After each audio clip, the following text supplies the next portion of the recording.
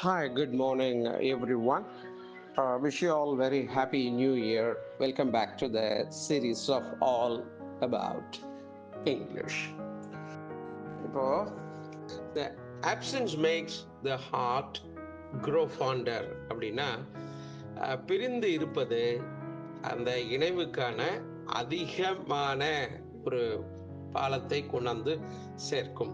Grow ஃபாண்டர்னா ரொம்ப இணக்கத்தை உண்டு பண்ணும். பிரிந்திருப்பது ரொம்ப இணக்கத்தை உண்டு பண்ணும். வென் பீப்புள் ஆர் அபார்ட், அவர்கள் பிரிந்திருக்கிற பொழுது they may appreciate each other more, ஒருவரை ஒருவர் மிகுதியாக பாராட்டிக் கொள்வார்கள். அப்போ இதனுடைய அர்த்தம் என்ன? Absence makes the heart grow fonder அப்படின்னா, நீங்கள் தள்ளி இருக்கின்ற பொழுது உங்களுடைய இதயம் உங்களுக்கு மிக நெருக்கமானவர்களை எப்பொழுதும் எண்ணிக்கொண்டிருக்கும்.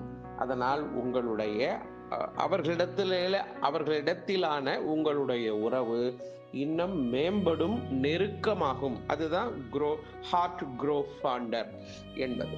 So absence makes the heart grow fonder என்று இதனை பயன்படுத்தலாம். எவ்ரிடே இங்கிலீஷ்லையும் இதனை இடையிடையே நாம் பயன்படுத்திக் கொள்ளலாம்.